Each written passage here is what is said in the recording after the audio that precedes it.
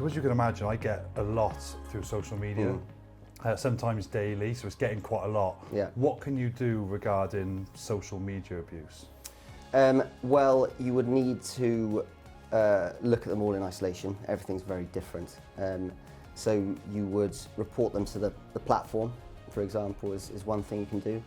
You would look towards people like me for sending them letters of claim in accordance with that protocol, the defamation protocol. There's the police. You know, if it does border on what you think is threatening to you or your family, your business, etc., the police can get involved that way. There's, again, depending on the content, might be a misuse of your private information, breach of copyright. There's all sorts of claims that can come off the back of that. So it's literally sitting down with a professional, going through the posts and setting out exactly why we say they're defamatory and it should stop, as well as using those other free avenues, like reporting them to the platform providers and also the police. Okay. That's ultimately what you pay your taxes for, is that sort of protection as well if it goes too far. So use it, yeah. Oh, definitely use it, yeah. It's a free avenue. So what can I get out of this then? What's the sort of compensation that I can search for if I'm receiving this abuse?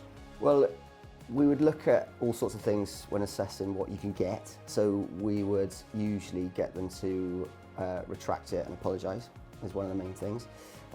We would ask for compensation, and that varies massively according to case law in the past about, you know, what the words used are, what the meaning is, the extent of publication, how badly your reputation's been impacted by it is the key considerations for what you should get as a result in terms of damages, etc.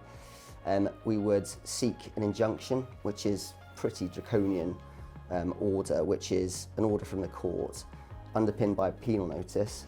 The penal notice is a warning that anyone who breaches that order could be liable for contempt of court, which means a fine or imprisonment.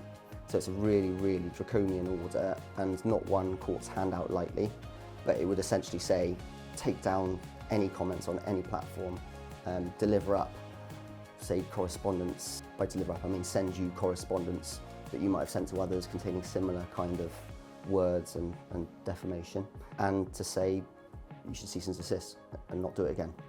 In addition to all that, we'd be looking for, as I say, as you said, the compensation, the losses, your costs as well.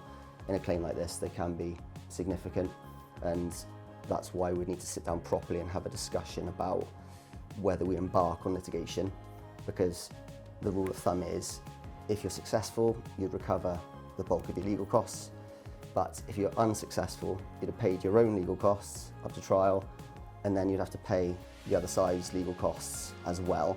So it's potentially a huge swing that way, and that's subject to offers that we'd advise you to make to protect your position as well going through. Okay, I got quite a specific real life example that I'm going to get your free Put advice on. Yeah. So I've had somebody, which is true, because we've had clients tell us this, somebody has directly gone to clients that we have and tried to almost poach them by degrading our business.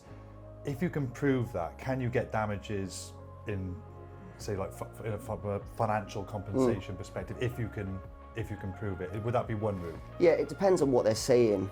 So again, it's looking at the words used to your customers. If they are saying things that are defamatory, then we would look to seek to recover compensation for you. So yeah, and then we'd get them to disclose exactly. So it's not just black and white. It's not black and white. We'd look at the profits they've made off the back of it, and if they're pretending to be you, for example, that could be passing off, which is another area of law that we would use, as well as hand in hand with defamation, to say they're passing off, pretending to be you or one of your affiliates, earning money that way.